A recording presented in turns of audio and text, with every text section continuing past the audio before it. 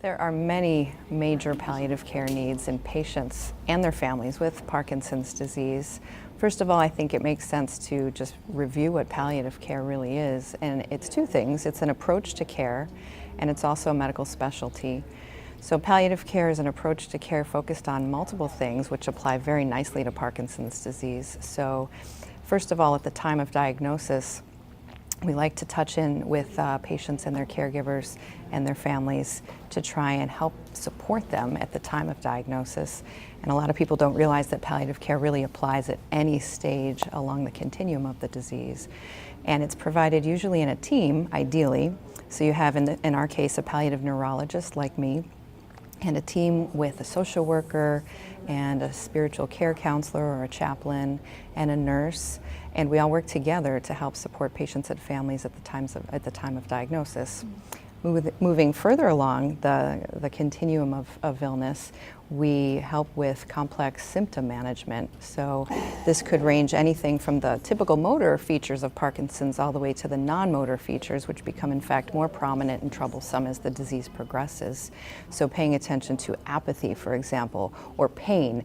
Pain is of particular interest coming at it from a palliative perspective, because a lot of people forget that Parkinson's can be associated with pain. And pain from a palliative approach is looked at in multiple ways by our multiple team members. So there's certainly physical pain, but this idea of total pain is important because it comes with a social, a psychosocial aspect. And so using all of the complement of our team can really help address complex symptoms like pain.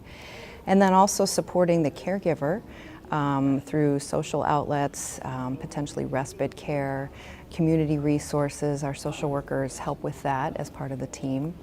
And other palliative care issues include advanced care planning and future planning, thinking about what a person would or wouldn't want looking forward ahead in time. So getting documents in order and so forth. All of those constitute a whole host of palliative care needs that a palliative care team specialized in neurology can really help with.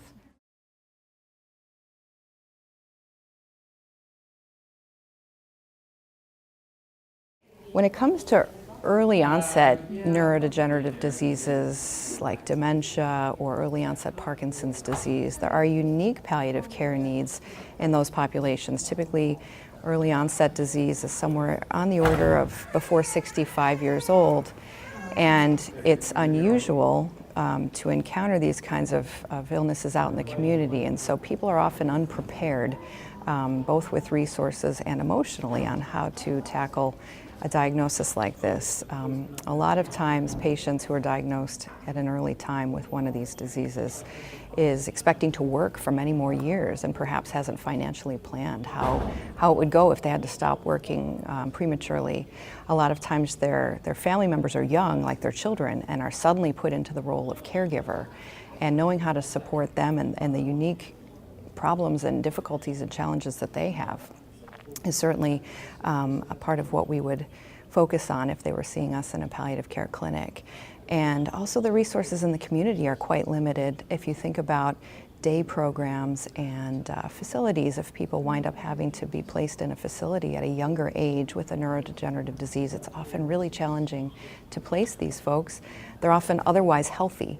And so it's really hard to connect them with proper resources. And so in our clinic, we've just recently gotten a small grant from our department to further explore the unique palliative care needs of early onset dementias, which as an example would either pretty much be early onset Alzheimer's or some of the frontotemporal dementias.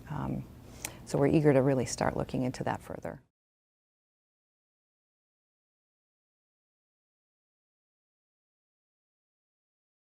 Thankfully, there are more and more palliative care programs coming up focused on the palliative care needs of patients with Parkinson's disease. And so some of the interventions that have been proven or shown to be quite helpful are several-fold. One is the patients as well as the families really appreciate the continuity and a team being present for them through the course of their illness, knowing that there's going to be a team there that they can tap into from whatever time they first met with us all the way to the end of the disease, however long or short that is. And a palliative care team is intending to stay with them until the end of life and walk them through that journey. So that has provided a lot of improvement in quality of life for patients and their caregivers alike. Caregivers in particular really enjoy or appreciate having sort of a future plan in place. You know, we have frank but gentle conversations with patients and families about what to expect in the future. We provide kind of a roadmap. Although prognostication in Parkinson's is difficult, we try and orient them to where they are sort of on this roadmap. And that has proven to be really helpful for patients and families on knowing how to make future plans or to better have a sense of things. Certainly just the additional support from a team can be helpful, and having us call them in between visits to check in has also been quite helpful as sort of a palliative intervention. Knowing they can call us or even have a fairly impromptu televisit with us with teleneurology has started to become a useful piece of our practice as well.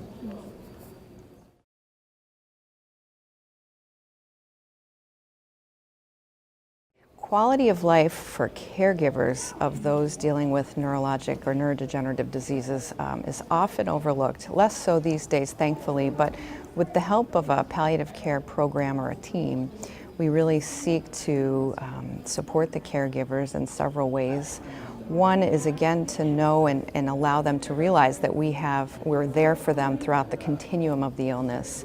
The other is developing a plan for the future, not just about advanced care planning for their loved one, what they would or wouldn't want, and what future placement, if that's part of the plan, is going to look like, but also knowing what to do in an emergency. Kind of talking through that with caregivers provides a lot of relief, or at least lessens the worry about what could happen in the future. So in the case of Parkinson's, for example, knowing what to do in an emergency like a new psychosis, new hallucinations or delusions, how to handle that, talking through that is helpful for caregivers. Knowing what to do if there's a fall, having sort of a plan in place. You know, we like to say we hope for the best, but we plan for the worst, just to have a plan in place to provide the caregivers with a sense that we're going to figure out what to do and strategize together. We've created some caregiver support groups. We have a wonderful set of volunteers in our clinic, one of whom recently created an online support group just for caregivers so they can attend virtually, which is a lot more convenient. So having them feel supported that way has been useful. And then using our social worker to link them with respite resources if they need to get away, in-home caregiving resources. All of these sorts of resources have been tremendously helpful for caregivers.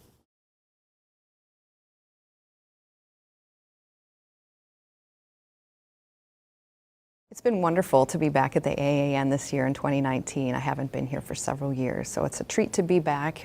So far, I've really enjoyed the plenary session today, which highlighted some wonderful developments in the immunotherapy of PML, in teleneurology, and how it's really making an impact both on inpatient and outpatient populations. And I've been attending some of the neurology general sessions where there'll be overviews, but with highlights within the last 2 years of new developments and topics like multiple sclerosis, movement disorders, neuro-ophthalmology. So it's a real high-yield way to get a lot of new information and try and keep up with things. And if nothing else, just reconnecting with colleagues and friends. It's been a real treat.